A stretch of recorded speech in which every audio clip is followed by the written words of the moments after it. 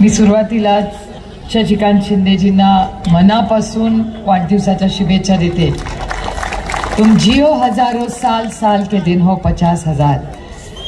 आणि आज इथला उत्साह बघून ते एकूण 60 वर्षाचे आज झालेले आहेत।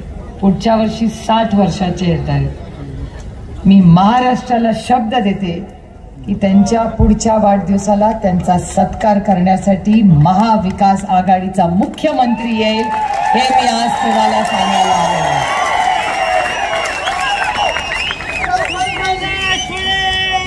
कोणतरी आल्याशी कारण तुम आम खाओ पेड़ मत गिनो। मी इथे विचार करत होते की बाळासाहेबांना मी विचारलं की इथे कोण कोण निवडून आलं। तात्या इथून पहिल्यांदा निवडून आले, त्याच्यानंतर आपण श्रीनिवास पाटील साहेबांना 2 वेळा निवडून दिलं, नंतर उदयनराजेंना 2 वेळा निवडून दिलं, नंतर पुन्हा एकदा श्रीनिवास पाटलांना निवडून दिलं। म्हणजे राष्ट्रवादी काँग्रेस पक्षाचा जेव्हापासून जन्म झाला त्यावेळीपासून ह्या भागाने एकच पक्षाला मतदान केलंय, ते म्हणजे राष्ट्रवादी काँग्रेस पक्ष। याबद्दल मी तुमच्या सगळ्यांचे मनपूर्वक आभार मानते। तात्या असतील, श्रीनिवास पाटील असतील, यांनी अतिशय उत्तम काम आधी फील्डवर केलं। तात्यांचं काम मी लांबून पाहिलंय पार्लमेंटमध्ये, पण तात्यांना खूप जवळून मी पाहिलेलं आहे। राष्ट्रवादी काँग्रेस पक्ष एक पक्ष नाही, एक कुटुंब आहे आणि या कुटुंबात चढ उतार येत असतात, पण हे कुटुंब नेहमी सर्वसामान्य मायबाप जनतेबरोबर असतं। आणि ज्या जनतेने आदरणीय पवार साहेबांना 6 दशक जे प्रेम दिला, आशीर्वाद दिला, त्या सातारकरांसमोर मी नतमस्तक होऊन तुमच्या सगळ्यांचे आभार मानतो। 60 वर्षाचा हा संघर्ष, प्रेम आणि हा संपूर्ण भाग हा माझ्यासाठी एक खूप महत्त्वाचा आणि एक इमोशनल भाग आहे। कारण का ज्यांना माझे वडील गुरु मानतात, ज्या पदस्पर्शांनी पावन झाली ही सगळी भूमी आहे, ज्याचा उल्लेख पाटील साहेबांनीही केला की कैलासवासी यशवंतराव चव्हाण त्यांच्या संस्कारात चौकटीत आम्ही राजकारण आणि समाजकारण केलं। काही लोक आता त्यांचा फोटो वागायला लागले, पण फोटो वापरून कृतीमधून दिसत नाही, ते संस्कार झालेले पाहिजेत। नुसता फोटो लावून कामं होत नाहीत। पण ठीक आहे, चव्हाण साहेब आहेतच तेवढे मोठे, त्यांनी फोटो लावला तरी मला काही प्रॉब्लेम नाही आहे। पण एक तुम्हाला सांगते, आजही महाराष्ट्रामध्ये फोटो कोणी चव्हाण साहेबांचा लावते, पण त्यांचा मानसपुत्र हा एकच आहे आणि त्याचं नाव शरद पवार आहे, हे महाराष्ट्र कधी विसरणार नाही। मी परवा त्यांच्यापैकी एक ग्रस्त मला मंत्रालयात भेटले होते। म्हटलं तुम्ही सगळं घ्या, ती अदृश्य शक्ती आहे नाही तर महाशक्ती आहे, ती तुम्हाला देईल पण सगळं। कारण का आज महाराष्ट्राच्या विरोधात एक मोठं कट कारस्थान चालू। मला मगाशी सातारच्या प्रेसवाल्यांनी प्रश्न विचारला की ते बाबा अत्राम असं बोलले, तुमचं काय मत आहे? म्हटलं मी राष्ट्रवादी काँग्रेस पक्षामध्ये जे आधी होते आणि पक्ष सोडून गेलेत, किंवा उद्धव ठाकरेंच्या बरोबर जे होते ते त्यांचा पक्ष सोडून गेलेत, त्यांच्या विरोधात काहीही बोलणार नाही। याचं कारण असं की ते जे कृती करतायत ना, ती त्यांची कृती नाहीच आहे। ही जी अदृश्य शक्ती आहे किंवा ही महाशक्ती आहे दिल्लीची, महाशक्ती MS आणि अदृश्य शक्ती AS। मी फक्त शॉर्टमध्ये समजून सांगायला, बाकी कोणीही कुठलेही चुकीचे अर्थ काढू नये, मी आपल्या शॉर्टकटमध्ये तुम्हाला समजायचा प्रयत्न केला। त्यामुळे अदृश्य शक्ती जी आहे ही महाराष्ट्राच्या विरोधात कट कारस्थान करते। कैलासवासी बाळासाहेब ठाकरे, बाळासाहेबांनी पक्ष सुरू केला, हयात असताना उद्धवजींना दिला। ह्या सगळ्या लोकांनी उद्धवजींना नेता मानलं, त्यांच्या नेतृत्वाखाली लोकसभा आणि विधानसभा लढले आणि आज या अदृश्य शक्तीने काय शिवसेनेचं केलं हे तुम्ही सगळे बघताय। आणि मी कधी गटबीट बोलत नाही, माझ्यासाठी एकच शिवसेना आहे आणि त्याचे अध्यक्ष उद्धव ठाकरेच आहेत, बाकी सब नाही आपण होता। तसंच राष्ट्रवादी काँग्रेस पक्ष, राष्ट्रवादी काँग्रेस पक्षाचा एक गट वेगळा झाला। ठीक आहे, आता लढाई सुप्रीम कोर्टात चालली आहे, बहुत मजा आ रहा है. मी कधी खूप सुप्रीम कोर्टात गेलेच नाही. या निमित्ताने जायला मिळालं, नवीन काहीतरी शिकायला मिळालं. आणि गमतीचा भाग असा झाला तिथे गेल्यावर की जो समोरचा वकील आहे त्यांच्या बाजूचा तो कोण निघाला तर सदानंद सुळेंचा वर्गमित्र. म्हणलं तुम्हाला दुसरा वकील नाही मिळाला एवढ्या मोठ्या देशामध्ये. एवढ्या मोठ्या देशामध्ये त्यांना एक वकील मिळू नये, तो माझ्या नवऱ्याचा वर्गमित्रच मिळाला.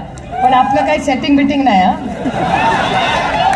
मी त्याला म्हटलं की बाबा रे तू तुझा क्लायंटचं काम कर, मी माझी लढाई कोर्टमध्ये असताना ताकदीने लढू. संध्याकाळी तू आणि सदानंद काय टाइमपास करायचा तो करा. पण योगायोग बघा, जिथे जिथे ते काही ना काहीतरी निवडून येतं तिथे आपलं काहीतरी कनेक्शन असतं कुठे ना कुठे. सुप्रीम कोर्टात लढाई होईल ती होईल.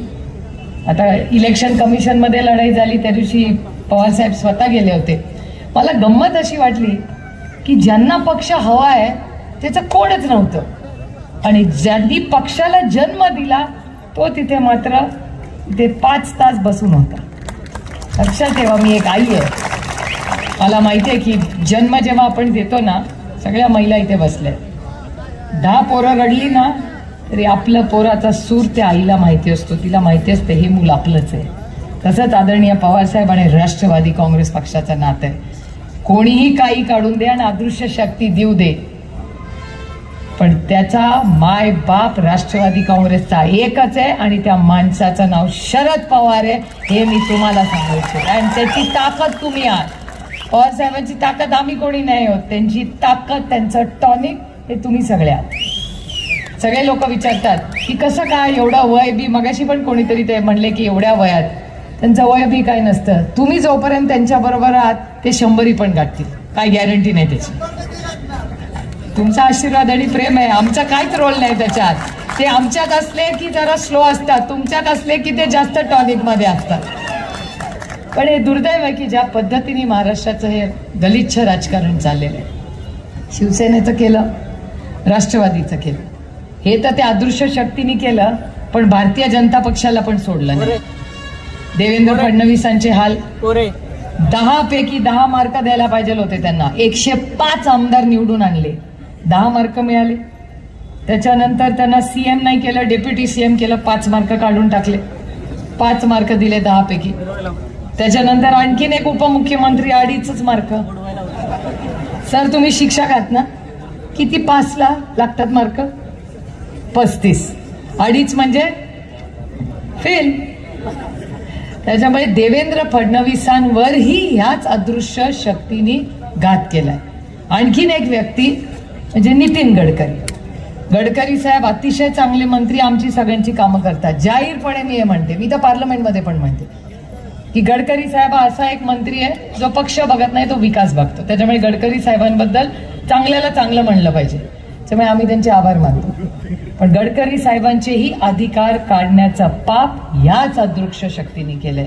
आता 2 एक राष्ट्रवादी, एक शिवसेना आणि 2 भारतीय जनता पक्ष. हे सगळ्यांमध्ये एकच कॉमन गोष्ट आहे, ते म्हणजे ते सगळे मराठी आहेत. आणि या सगळ्या मराठी माणसांचं कंबळ न मोडण्याचा पाप एकच अदृश्य हात करतोय. आणि माझी लढाई ह्यांच्या बरोबर नाहीये, माझी लढाई त्या अदृश्य हाताबरोबर आहे. जेव्हा पाटील साहेब म्हणतात ना की जेव्हा जेव्हा हिमालयाला गरज पडली तेव्हा ह्याच सह्याद्री धावून गेला.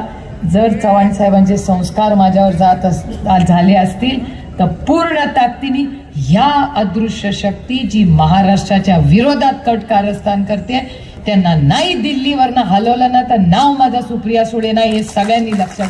किती कष्ट करायला लागले ते करू. मी नेहमी विचार करते, परवा मी कुणाला तरी सुप्रीम कोर्टात बाहेर भेटले तेव्हा रागवले.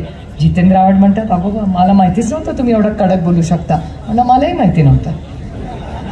मी कधी कडक एवढं बोलतच नव्हते, कधी वेळी आली नव्हती. कामाचा निर्णय झाला होता, दिल्लीत सगळं मी बघायचं, महाराष्ट्रात यांनी सगळं बघायचं सगळ्यांनी मिळून. त्याच्यामुळे मी महाराष्ट्रात कधी फार लक्ष घातलंच नाही. आपलं मतदारसंघ बरा आणि आपली दिल्ली भली. पण ज्या पद्धतीने या अदृश्य हाताने महाराष्ट्रावर घात केलाय, माझ्याकडे काय मार्ग होता दुसरा? इतक्या वर्ष पक्षात काम करते, कोणीही सांगावं मला राष्ट्रवादी काँग्रेस पक्षाकडे एक खासदारकीचं तिकीट दुसरं काही मागितलं होता का? एक खासदारकीचं ticket, only one. Baramati Lok Sabha मतदारसंघात एक ना. कधी एकाची बदली मागायली काय? जो दिल त्याच्याबरोबर मी काम केलं 18 वर्ष. तुम्ही म्हणाल ती पूर्व दिशा. मला काय, मला काही लग्न करून नांदायचं नव्हतं, मला काम काढायचं होतं. आणि मी चांगली टीम प्लेअर आहे, मी कुणाबरोबरही काम करू शकतो. कारण का आपल्याला लोक, मी राजकारणात कशासाठी आले? मी सुप्रीम कोर्टाची पायरी चढायला नाही आले हो, आणि मी ना हक्कासाठी आले. मी सर्वसामान्य मायबाप जनतेची सेवा करण्यासाठी राजकारण आले. हे माझं ध्येय लक्षात आहे. आजही मी स्वतःला ते सांगते. आणि मी त्यांच्यावर पण फार टीका करत बसणार नाही. कारण का तुम्हाला असं वाटायचं ठीक आहे, हे तुमचं झालं, आमच्यासाठी काय? आणि म्हणून राष्ट्रवादी काँग्रेस पक्ष पुढे काय करणार आहे हेही मला तुम्हाला सांगायचं. पण सांगताना 2-3 गोष्टी तुम्हाला माहिती असल्या पाहिजे. कारण का इथे मी आधीच्या भाषणांमध्ये शिंदे नावाच्या ग्रहस्थांबद्दल काही गोष्टी ऐकल्या. शिंदे नावावर मला टीका करताना हात जरा आवरावा लागतो. याचं कारण असं, माझ्या जन्मदातीचं नाव प्रतिभा शिंदे होतं, आता प्रतिभा पवार झाले. त्याच्यामुळे शिंदेबद्दल बोलताना गैरसमज नसावा, माझा आजोळ शिंदे आहे. पण ते इथले नाहीत, ते घाटावरचे, इथले नाही. पण ज्या शिंदे आमदार म्हणून जे इथे काम करतात असं कानावर आलं. मग मी विचारलं त्यांना की अहो तेच आहेत का ज्यांची, म्हणजे मी बोलू नये मी एक महिला आहे म्हणून, पण ज्यांनी चुकीची भाषा अधिकाऱ्यांना वाढली तेच काय ते महेश शिंदे? तर मला व्यासपीठावर कोणीतरी सांगितलं हो तेच महेश शिंदे. कुठलाही लोकप्रतिनिधी जर सरकारी जे लोक आहेत त्यांच्या विरोधात वाईट भाषेने बोलत असेल तर ही महाराष्ट्राची संस्कृती नाही आणि सातारकरांची नाहीच नाही. सुसंस्कृत सातारा आहे. आणखीन एक गोष्ट तुम्हाला सांगते, आत्ता ते सत्तेत आहेत, 10-1 महिने राहतील अजून. पण मला त्यांना एक गोष्ट सांगायची आहे की 10 महिन्यात पण खूप महिने असतात. राष्ट्रवादी काँग्रेस पक्षाच्या एकही कार्यकर्त्यावर, एकही चुकीची पोलीसची केस केली आणि ते माझ्या कानावर आलं ना तर गाठ या सुप्रिया सुळेची. खोट्या केसेस, आमच्या कार्यकर्त्यांवर खोट्या केसेस करायच्या नाहीत. आणि तुम्ही टेस्ट करून बघा, तुम्ही माझं इंस्टाग्राम अकाउंट बघा, ते भारतीय जनता पक्ष सत्तेत आहेत पण पोलिसांचे फोटो माझ्या बरोबर जास्त असतील. कारण का आपले उलटे धंदे नसतात. माझ्या मतदारसंघात कुठल्याही पोलीस ऑफिसरला विचारा, भानगडी नसतात, कधी चढत नाही तिकडे. उगाचे विरोधात आहेत, सत्तेत आहोत म्हणून चुकीचा पोलीस यंत्रणेचा वापर कधीच आम्ही केला नाही. आणि पोलीस यंत्रणा ही मायबाप तुमचे कष्ट करून आपले पोलीस येतात, त्यांना पण असं फालतूगिरी आवडत नाही. ही आपली शेतकऱ्यांची मुलं आहेत ना, कोण आहेत? आणि जे जे आता पोलीसवाले भेटतात ना त्यांची भरती कोणी केली आहे माहिती आहे? माझे ज्येष्ठ बंधू. मी अभिमानाने सांगते की आजची जे जे पोलीस इथे आहेत विचारून बघा, त्या ज्या युवा मुली आहेत बघा त्या बसत्यात तिकडे, त्यांची भरती जेव्हा झाली असेल तेव्हा माझे ज्येष्ठ बंधू कैलासवासी RR पाटील या राज्याचे उपमुख्यमंत्री होत्या त्या काळातले आहे की नाही? ते बघा दोघी हो म्हणतायत, आबाच्या वेळेच्या आत ना दोघी. ही कामं राष्ट्रवादी काँग्रेस पक्षाने केली आणि कधी पोलीसचा गैरवापर केला नाही, उलटे धंदे आपण केले नाही आणि कधी करणारे नाही. आपलं राजकारणच नाही. आपलं राजकारण काय? त्याच्यामुळे मला या शिंदे म्हणजे आमच्या आईचे शिंदे नाहीत बाबा. आमची आई भाषण ऐकत असेल ती नाराज होईल. हे वेगळे शिंदे आहेत, स्थानिक कोणीतरी. तर त्यांनी जी गोष्ट केलेली आहे हे आपल्याला मान्य नाही आहे. आता तुम्हाला निर्णय घ्यायचा आहे की आपण राष्ट्रवादी काँग्रेस पक्षाला मतदान देतो तर का देतो? 2024 मध्ये का आम्हाला मतदान तुम्ही द्यावं? मी सगळ्यांना नेहमी सांगते, फक्त त्यांना टीका करण्यासाठी आपण इथे आलेलो नाही. आता आईसची एक गोष्ट, आता इथे पोचलंय का नाही आईस? मला आईस माहितीये का तुम्हाला काय? आईस नाही माहिती? आईसचा अर्थ माहितीये का कुणाला? आईस म्हणजे बर्फ. बर्फाचं स्पेलिंग माहितीये का? आईसचं स्पेलिंग माहितीये का कुणाला? ICE. I for income tax, C for CBI आणि E फॉर. आता मला खरं सांगा, खरं बोलायचा, 10 वर्षापूर्वी ED माहिती होती का? 10 वर्षापूर्वी CBI माहिती होतं का? इन्कम टॅक्स माहिती आहे, कारण का आपण सगळे भरतो. मी तरी भरते, तुम्ही भरता ना. पण CBI आणि इन्कम टॅक्स कुणाला माहिती होतं? कोणाला माहिती नव्हतं. त्याचा गैरवापर करून ज्या पद्धतीने आज घरं फोडतात, पक्ष फोडतात, ह्याच्या विरोधात ही लढाई आहे. एका बाजूला आम्हाला सगळ्यांनाच, आणि हे सगळे जे व्यासपीठावर बसलेत ना त्यांच्या वतीने मी बोलते, एका बाजूला संघर्ष होता आणि दुसऱ्या बाजूला सत्ता होती. हे व्यासपीठावर सगळ्यांनी सत्ता सोडून संघर्षाचा मार्ग भिडलाय. खरंच यांचं किती कौतुक केलं. काय आहे आपल्याकडे? त्यांना फक्त खरेपणा आहे, सत्ता आहे. आणि मी तुम्हाला खरं सांगू, लोकांना विश्वास बसत नाही. मला नाही त्या सत्तेचं एवढं प्रेम. सत्ता काय असते? सत्ता हे फक्त एक साधन आहे तुमच्या आयुष्यात एक चांगला बदल घडवण्यासाठी. एवढंच आहे ते साधन. किती लोकांकडे सत्ता आहे? तुमच्या पण इथल्या एका नेत्याकडे सत्ता आहे, तुमच्या जिल्ह्यातले मंत्री पण आहेत. मला त्यांचं नाव नाही घ्यायचं, पण त्यांच्याकडे असं एक डिपार्टमेंट आहे की ज्याच्यातून ते डिपार्टमेंटची दुकानं वाढतायत आणि शाळा कमी होत आहेत. मला विचार करा, असलं डिपार्टमेंट पाहिजे का तुम्हाला? विचार करा, तुम्हाला काय पाहिजे तुमच्या मुलांसाठी? दारूची दुकानं पाहिजेत का शाळा पाहिजे? हे खोके ट्रिपल इंजिन सरकार, मी त्यांना खोके सरकार पण म्हणते आणि ट्रिपल इंजिन पण सरकार. ट्रिपल इंजिनचं खोक्याचं सरकार आहे. हे काय आपलं नाही. हा, जाऊ दे, कशाला आपली रिक्षा आमच्या जिल्ह्यात बनते, नका नाव ठेवू त्याला. आणि चांगली ती बिचारी रिक्षा चांगली. पण मला विचार करून तुम्ही सांगा की या ट्रिपल इंजिन खोके सरकारमध्ये 6 वर्ष तुमच्या पदरात काय पडलं? तुम्ही सगळे शेतकरी आहात ना. कांद्याला भाव आला नाही, टमाट्याला भाव नाही, दुधाला भाव, मग साखरेला भाव, आणि सगळ्यात जास्त मी लढले असेल ते पियुष गोयल. माहिती आहेत का तुम्हाला? पियुष गोयल वाणिज्य मंत्री आहेत या देशाचे. 5 महिन्यापूर्वी मी त्यांना ट्विट करून सांगितलं होतं की कांद्याचे भाव पडणार आहेत, आत्ता बसून सांभाळा, अडचण होईल. मला म्हणले होते काय कळते सुप्रिया सुळेंना कांद्याबद्दल? बघा आमचं सरकार 40% टॅक्स लावलाय. किती? 40. या देशातले सगळ्यात पैसेवाले लोक आहेत ना, ते पण 40% टॅक्स भरत नाही. पण तुम्ही शेतकऱ्यांना टॅक्स लावायचं पाप या भारतीय जनता पक्षाच्या ट्रिपल इंजिन खोके सरकार आणि दिल्लीच्या सरकारने केलं. म्हणून मी सातत्याने सांगते, माझी लढाई यांच्याशी नाहीच आहे, माझी त्या भारतीय जनता पक्षाची लढाई आहे. आणि त्याला उद्धवजींनी चांगलं नाव दिलंय, भ्रष्ट जनता पार्टी. मी आत्या म्हणून उद्धवजींची परवानगी घेऊन अजून नाव त्यांना घेते. ती भ्रष्ट जनता पार्टी नाहीये, ती भ्रष्ट जुमला पार्टी आहे. याचं कारण भ्रष्टाचाराचे आरोप राष्ट्रवादी काँग्रेस पक्षावर गेले. मी हा विषय खरं तुमचा नाहीये, पण कोल्हापूर जवळ आहे. आणि जर ते काय घाडगेंचं फर्स्ट नेम काय? ते घाडगे नाही का कोल्हापूरचे, काय त्यांचं नाव? समरजित घाडगे. मला समरजित घाडगेंना विचारायचं, इथे आलेच म्हणून कोल्हापूरला सभा येईन तेव्हा बोलीनच. समरजित घाडगे काय बोलायचे हो? की सगळे भ्रष्ट आहेत, भ्रष्ट. पालकमंत्री झाला तेव्हा चाललं का हो त्यांना, त्या समरजित घाडगेंना? मग समरजित घाडगेंना मला 2च प्रश्न विचारायचे आणि सूचना द्यायचे की समरजित घाडगे जवाब दो.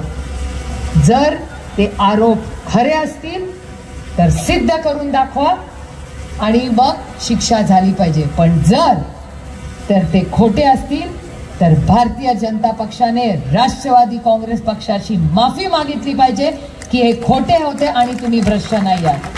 दोन्ही बाजू नाही चालला. तशीच एक केस नाशिकची आहे. त्या अंजली दमानिया माहिती आहे का कोणाला? अंजली दमानिया आरोप करतात. परवा अंजली दमानियांनी आरोप केला. अंजली दमानिया असं म्हणले आहेत की ह्याच भ्रष्ट जुमला पार्टीने एक GR काढलाय आणि ते देवेंद्रजींचं नाव घेऊन बोललेलं आहे की एक GR काढलंय आणि त्या GR मध्ये ते नाशिकचे गृहस्थ आहेत त्यांचं नाव त्यांनी घेतलं आणि सांगितलं की त्यांनी भ्रष्टाचार केलाय, पण त्याची इन्क्वायरी नाहीये, तुम्ही तो GR करत नाही आहात, त्याची अंमलबजावणी होत नाही. मला देवेंद्र फडणवीसांना विचारायचंय की तो अंजली दमानिया जो GR म्हणतायत तो आहे का नाहीये? असला तर त्याची अंमलबजावणी का होत नाहीये, आणि नसला तर पुन्हा एकदा राष्ट्रवादी काँग्रेस पक्षाची भारतीय जनता पक्षाने माफी मागितली पाहिजे की या नाशिकच्या ग्रहस्थांमुळे आम्ही राजकीय आरोप केले, हे आरोप नव्हते. आणि मला भ्रष्टाचाराबद्दल बोलायला काहीच वाटत नाही, कारण का सुप्रिया सुळे की सबसे बड़ी ताकद मेरी ईमानदारी आहे. त्याच्यामुळे भारतीय जुमला पार्टी काही बोलू दे, मला नाही त्यांची भीती वाटत. अरे भीत्या पार्टी ब्रह्म, आपल्याला आपण काय केलंच नाही तर आपल्याला कशाला त्यांची भीती? दिल्लीत तर असे बसतात सगळे त्यांचे, ज्यांना इथले सगळे घाबरतात. ते भाषण करतात की जेव्हा जेव्हा काय हिमालयाला गरज पडली तेव्हा इथला सह्याद्री गेला. इथला सह्याद्री फक्त दिल्लीला जातो, तो मुजराच करायला जातो. असलं पाहिजेत का तुम्हाला लोक? मी एक स्वाभिमानी मराठी मुलगी आहे. उगाच छत्रपतींचं नाव घेत नाही ना, शाहू फुले आंबेडकरचं नाव घेत नाही. मी कृती करून दाखवते. मोडेन त्यांच्या विरोधात, पण वाकणार नाही कधी दिल्लीच्या समोर. हे रेकॉर्ड करून ठेवा. रेकॉर्ड मी का म्हणते रेकॉर्ड, नंतर परत असं तसं नको. शब्दाला माणूस पक्का असला पाहिजे. आज रोज उठताय आणि आरोप करतायत सगळे. करा, जरूर आरोप करा. एक ग्रहस्थांची तर गंमत झाली. ते गेले होते सगळ्यांना गावभर विचारायला की अरे पुढचा प्रधानमंत्री कोण होणार, तर त्यांनाच सांगितलं राहुल गांधी होणार. मी नाही, मी टीव्हीवर बघितलेलं सांगते. मी माझं सगळं भाषण असतं ना ते टीव्हीवर असतं. यांच्यासारखं मी खोटे नाटे भाषण करत नाही. मी आपलं जे खरं असतं ते बोलते, कारण का मी रामकृष्ण हरिवाली आहे. अभि उसका माझा विठ्ठलाला मला रोज उत्तर द्यावं लागतं, यांच्यासारखं नाहीये. त्याच्यामुळे माझा विठ्ठल रागवेल मला, त्याच्यामुळे मी आपलं रोज खरंच बोलते. आता तुम्ही मला सांगा की राष्ट्रवादी काँग्रेस पक्षाला पुढे मतदान का द्यायचं? कारण का राष्ट्रवादी काँग्रेस पक्षाचा एक कार्यक्रम करायचा. मगाशी ते SSS बोलले पाटील साहेब, ऐकलं असेल तुम्ही. मी अजून 3 S त्याला लावते. 3 S म्हणजे सेवा, सन्मान आणि स्वाभिमान. राष्ट्रवादी काँग्रेस पक्ष म्हणजे सेवा, सन्मान आणि स्वाभिमान. सेवा कुणाची करायची? मायबाप जनतेची सेवा करायची. हे राष्ट्रवादी काँग्रेस पक्षाचं काम आहे. सन्मान कुणाचा करायचा? तर महिलांचा सन्मान करायचा आणि शेतकऱ्यांचा सन्मान करायचा. आणि स्वाभिमान कुणाला जगायचा? तर या महाराष्ट्राच्या जनतेचा स्वाभिमान. सेवा, सन्मान आणि स्वाभिमान हे काम घेऊन आपल्याला कामाला लागायचंय. आणि 5 कलमी कार्यक्रम आहे. 5 राष्ट्रवादी काँग्रेस पक्षाची सत्ता आली तर सगळे प्लीज रेकॉर्ड करून ठेवा. कारण का हे करणारे आम्ही 1 वर्षानंतर जेव्हा 60च्या वाढदिवसाला येऊ ना, मुख्यमंत्री येतील महाराष्ट्राचे, तेव्हा हे भाषणातले बरेच बोलतील गोष्टी. पहिली गोष्ट आम्ही करणार की ह्या राज्यातल्या प्रत्येक शेतकऱ्याला हमीभाव तुम्ही म्हणाल तो आणि परवडणाराच मिळणार. तुम्हाला एकही कांदा बाहेर फेकू देणार नाही. पवार साहेब इतके वर्ष मंत्री होते, कांदा फेकला का कधी? एव्हर. दुधाला भाव होता की नाही? त्या सगळे ते आपले दिवस आपल्याला परत आणायचे. शिक्षण हे खोके सरकारने जितक्या शाळा बंद करतील, महाविकास आघाडीचा मुख्यमंत्री सगळ्या शाळा उघडील. दारूची दुकाने वाढवलेली कमी करू आणि सगळ्या शाळा उभी करू. प्रत्येक मूल, भारतरत्न डॉक्टर बाबासाहेब आंबेडकरांचं नाव उगाच घेत नाही मी, त्यांनी अधिकार दिलाय. प्रत्येक मूल हे शिकलंच पाहिजे आणि त्याची जबाबदारी आम्ही सगळे घेऊ आणि आम्ही प्रत्येक शाळा चालू करू जी महाविकास आघाडीने बंद केलेली आहे. दुसरं, आरोग्य. कोविडचे दिवस आठवतात की नाही सगळ्यांना? राजेश टोपे आणि अनिल देशमुखांनी केलेलं काम उभा महाराष्ट्र नाही, देश विसरलेला नाही. त्याच्यामुळे राजेश टोपे तेव्हा जेव्हा कोविड होता तेव्हा लोक गेले नाही, पण जेव्हा आता नांदेडची घटना गेली की नाही, मी गेले होते नांदेडला, 60 लोक गेले. 60. महाराष्ट्राच्या मुख्यमंत्र्यांना सातारकर वाईट वाटून घेऊ नका, तुमचा मुलगा आहे म्हणून, पण मी टीका करत नाही, पण खरं बोललं पाहिजे. 12 मुलं गेली. या महिला बसल्या आहेत. आपल्याला सगळ्यात जास्त दुःख आणि सुख कोण देऊ शकतात? आपली पोरं देऊ शकतात. 12 मुलं एका रात्रीत गेली होती. आणि या राज्याच्या मुख्यमंत्री आणि उपमुख्यमंत्री 1 म्हणजे देवेंद्र फडणवीस. त्यांच्याकडे 1 आणि 2 आहे असं ठरलंय त्यांचं. तर जेव्हा मी म्हणणार की उपमुख्यमंत्री 1 म्हणजे देवेंद्र फडणवीस, त्यांच्या बरोबर त्यांचा फोटोग्राफर असतो ना, तो पण जॅकेट घालतो, डेप्युटी CM 1. मग मी विचारलं 1 म्हणजे काय रे? ते म्हणले देवेंद्र फडणवीसांचा मी आहे, असं आहे, म्हणून DF1. तर दिल्लीला गेले कशाला? तर पालकमंत्री ठरवायला. प्रायव्हेट प्लेननी दिल्लीला जायला यांना वेळ होतो, पालकमंत्री. पण नांदेडला त्याच विमानी 60 लोक गेले, पण या ट्रिपल इंजिन खोके सरकारला जायला वेळ मिळाला नाही. कोणीही त्यांच्यातलं गेले ना. नागपूरला गेले मला वाटतं डेप्युटी CM 1, पण बाकी कुठे नाही, कोणी कुठे गेलं नाही. ना संभाजीनगरला गेले, ना नांदेडला गेले, कुठेही कोणी गेलं नाही. असं तुम्हाला सरकार पाहिजे का? राजेश टोपे आरोग्यमंत्री असलेलं सरकार पाहिजे. हा निर्णय आपल्याला घ्यायचा. या देशात मला अभिमान वाटतो तुम्हाला सांगताना की दिल्लीच्या वर्तमानपत्रात सगळ्यात चांगलं कोविडमध्ये काम करणारा मंत्री कोण असेल तर ते माझे बंधू राजेश टोपे होते. हे मी म्हणत नाहीये, केंद्र सरकार म्हणतं. त्यानंतर महिला. मी तुम्हाला शब्द देते, ज्या वेळेस महाविकास आघाडीचं सरकार येईल ना, तुमच्या घरात जेव्हा मुलगी बाहेर जाईल ना, कुठल्याही आईला चिंता वाटणार नाही की माझी मुलगी किती वाजता परत येईल आणि येईल का नाही. कारण का तुम्ही म्हणाल आता कशाच्या जीवावर तुम्ही म्हणणार, आरा राबा होते ना तेव्हा भीती वाटायची का मुली बाहेर जाताना? नाही, तेच दिवस आपल्याला परत आणायचे. आणि त्याचबरोबर प्रत्येक जिल्ह्यात नाही तालुक्यात बचत गटाचं एक दुकान काढू जे हक्काचं तुमचं असेल आणि तुमच्या वस्तू तिथे जातील, बाकी कोणी मधला आदमी नसणार आहे. हे महिलांसाठी करणार. आणि दुसरी एक गोष्ट, मी मेट्रोच्या विरोधात नाही, पण मेट्रोसाठी हजारो करोडो रुपये या सरकारकडे आहेत, पण माझ्या ST साठी यांच्याकडे पैसे नाहीत. मी तुम्हाला शब्द देते की पहिल्या वर्षी पहिल्या महिन्यात 500 बसेस पहिल्या देऊ आणि या राज्यातली ST महामंडळाचा पूर्ण चेहरा मोहरा बदलून प्रत्येक महिलेला आणि मुलीला सन्मानाने शाळे आणि कॉलेजला जाता येईल, ही सेवा आपल्याला करायची. मेट्रो नंतर होईल, काय त्या मेट्रो पासून अडत नाही. त्या नागपूरला मेट्रो आहे ना, त्याच्यात वाढदिवस करतात, नाही तर पत्ते खेळतात. बघा टीव्हीवरच पाहिले मी, वाढदिवस, फॅशन शो आणि पत्ते हे ते चालतं. करोडो रुपये खर्च केले, काय झालं त्या नागपूरमध्ये? मी मेट्रोच्या विरोधात नाही. आधी मोदक का चपाती भाकरी मला सांगा. मेट्रो म्हणजे मोदक आहे, वर्षातून एकदाच खायचं असतं. पण ST ही तुम्हाला आठवतं, दादानी दाखवलं होतं ती ST ती छप्पर फाडलेली, आठवतं का? दादा विरोधी पक्ष नेता असताना दाखवली होती. हा बदल आपल्याला घडवायचा आहे. त्याच्यामुळे 5 कलमी कार्यक्रम, शेती, शिक्षण, आरोग्य, महिला आणि ST यांनी सुरुवात करायची. पहिल्या वर्षात हे सगळं आपल्याला करायचं. आणि म्हणून मी सांगते, मी फक्त त्यांना नावं ठेवायला आलेले नाही, आपण काय करणार हे मला तुम्हाला सांगायचंय. त्यामुळे राष्ट्रवादी काँग्रेस पक्ष हा एक विकासाचा पक्ष. आपण नेहमी विकास कामच केले, आपण कधी दुसऱ्या भानगडीत नसतो. आणि हे कारखाने, हे साखर कारखाने म्हणजे एक डोकेदुखी आहे खरं. याचं कारण असं की तुमच्याही इथे अडचण आहे. ते एका कारखान्याला काहीतरी 400 कोटी रुपयाचं काहीतरी देणं घेणं आहे असं माझ्या कानावर आले. मी माहिती काढली याच्या आधी, साधारण थोडा अभ्यास करून मी जाते. मला कळलंय की त्या 400 कोटी द्यायचे, पण अजून त्याला इंग्रजीमध्ये सॉव्हरेन गॅरंटी म्हणतात. मराठीत काय म्हणतात सॉव्हरेन गॅरंटीला?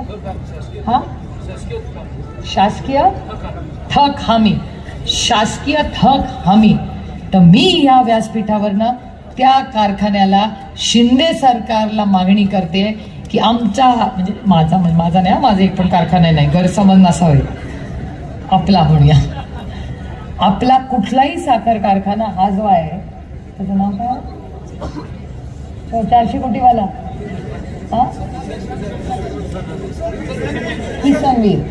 किसनवीर कारखान्याला 400 कोटी रुपयाची सॉव्हरेन गॅरंटी ही शिंदे सरकारने लवकरात लवकर द्यावी आणि तो अडचणीतला कारखाना बाहेर काढा. आणि समजा हा कारखाना त्यांनी लवकरात लवकर काढला नाही अडचणीतून, आंदोलन तुम्ही करा, त्याचं नेतृत्व सुप्रिया सुळे तुमच्या सगळ्यांच्या वतीने करेल हे मी सांगणार. कारण की जुमलेबाजी नाही चलेगा. तुम्ही म्हणला होता ना कारखाना चालू करणार, 400 कोटी देणार, तेव्हा मग शब्द त्यांनी दिलाय, मी नाही. मी असले शब्द देतच नाही. आपला खिसा बघून बोलावं माणसाने, नाही ते जुमलेबाजी. तुला 500 कोटी, तुला 400 कोटी, तुला 300 कोटी. 1 कोटी मध्ये किती शून्य यांना माहिती नाही, तर 300 आणि 500च्या गप्पा मारतात, आहे की नाही तसे? म्हणजे आता खोक्यांमध्ये, आता पोरींनो खोके माहिती आहेत ना, मला माहितीच नव्हतं खोक्याचा अर्थ काय. हे जुमलाबाज आल्यापासून कळलं खोके. कारण का जेव्हा खोके खोके खोके 50 खोके दिले, 50 खोके ठेवतात कुठे घरामध्ये 50 खोके? मला वाटलं खोका म्हणजे खोका, आपल्या लग्नाचा बस्ता असतो ना त्याला खोका असतो, तो खोका. मी म्हणले यांना 50 खोके भारतीय जनता पक्षाने दिले, 50 खोके. नंतर मला आपल्या पक्षात सगळे एक होते तेव्हा एकाने बोलवलं, तर इकडे म्हणलं काय बोलले खोके खोके काय? मला माहिती आहे खोके काय? बघा महिलांना माहिती नाही. 1 कोटी रुपये म्हणजे 1 खोका, तर 50 खोके म्हणजे 50 कोटी रुपये. बघा आमच्या बिचाऱ्या महिलांना माहिती नाही, 50 खोके खोके करतात त्यांना माहिती पण नाही काय.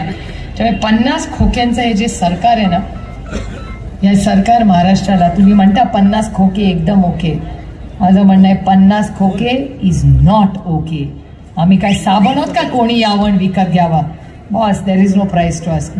विकत घेऊन बघावं त्या भारतीय जनता पक्षाने, हिंमत करावी आहे. असल्या भानगडी माझ्या नादीच ते लागत नाही, कारण का त्यांना माहिती आहे ये इधर नहीं होगा. आणि आईस बीस कुछ भी कर लो, क्या कर लोगे आईस करके, थोडा त्रास द्या, नोटीस पाठवायला. आमचं तर रोजच चालतं. मी पार्लमेंटमध्ये भाषण केलं की 4 वाजता तिथे पार्लमेंटमध्ये रेंज नसते, तर बाहेर आल्यावर टिंग टिंग नवऱ्याचा मेसेज असतो, लव्ह लेटर आलं. आता तुम्हाला वाटेल माझ्या नवऱ्याला लव्ह लेटर कोण लिहितंय, दुसरं कोणी लिहित नाही. लव्ह लेटर म्हणजे सदानंदच्या माझ्या मधलं कोड वर्ड आहे की इन्कम टॅक्सची नोटीस आली. दरवेळीच मी त्यांच्या विरोधात पार्लमेंटमध्ये भाषण केलं की त्याच विषयाची इन्कम टॅक्सची नोटीस संध्याकाळी येते, तीच फाईल सदानंद सुळे पाठवतात.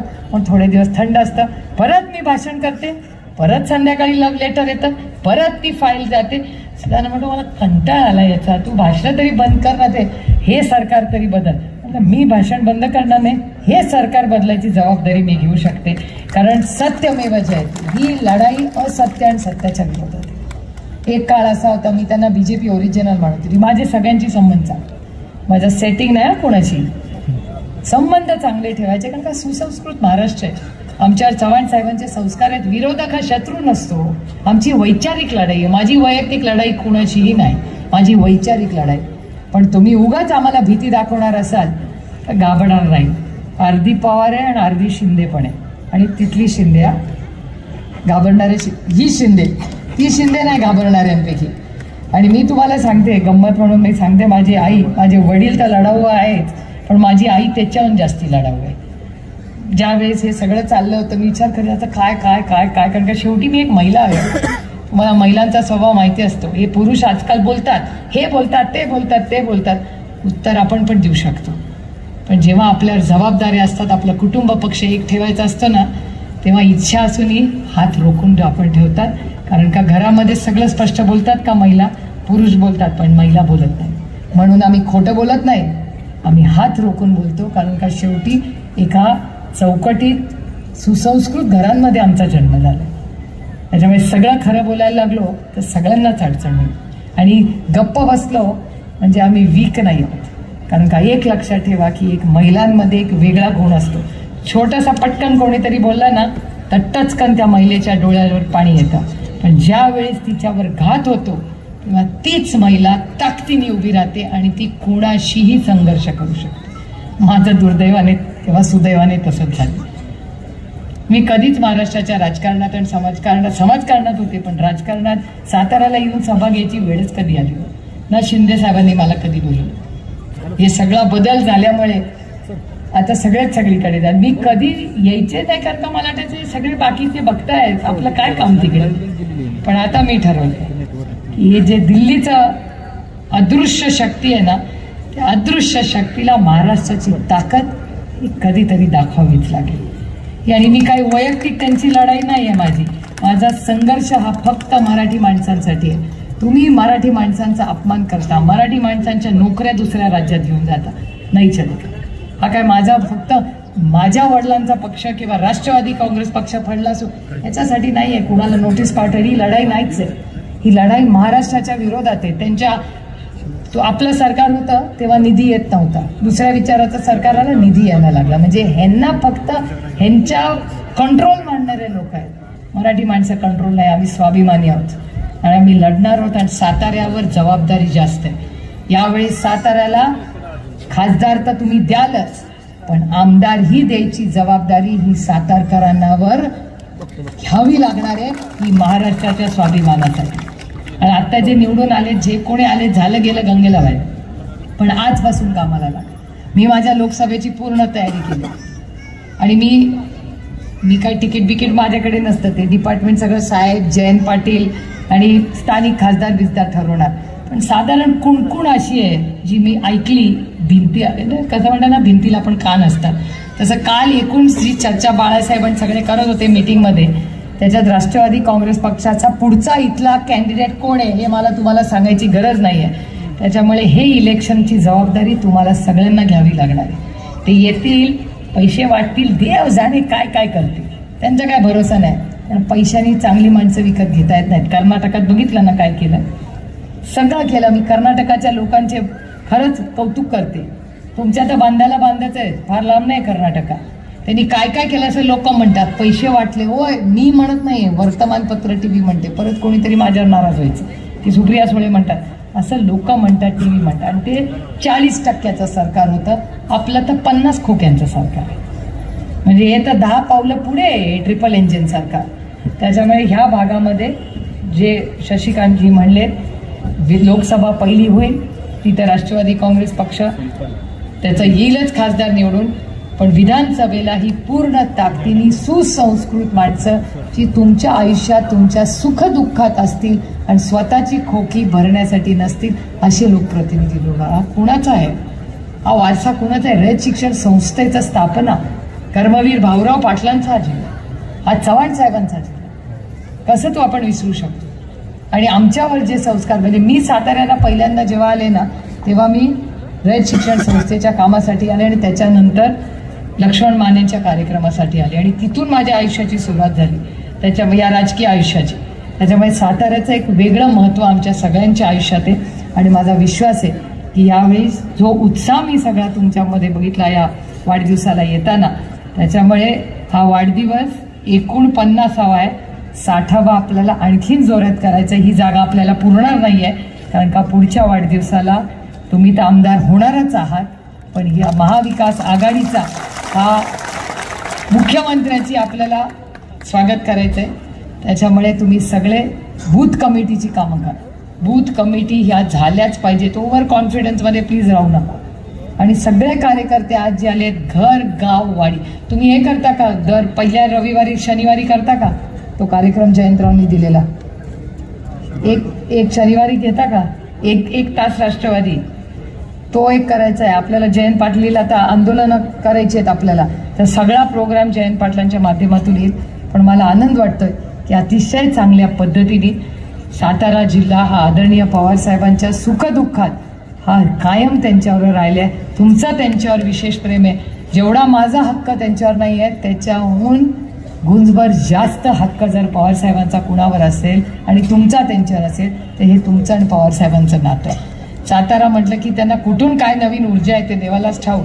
आणि तुम्ही जे प्रेम पवारसाहेबांना दिलंय आणि हे 60 वर्षाचे हे आपले ऋणानं बंध हे माझ्याकडूनही कायम जपले जातील हा शब्द मी तुम्हाला देते. आज मोठ्या संख्येने आपण उपस्थित राहिला, माझं अतिशय प्रेमाने स्वागत केलं, याबद्दल तुमचे मनपूर्वक आभार मानून पुन्हा एकदा शिंदे कुटुंबाला ह्या वाढदिवसाच्या मनापासून शुभेच्छा देऊन आपली रजा घेते. जय हिंद, जय महाराष्ट्र, जय आघाडी.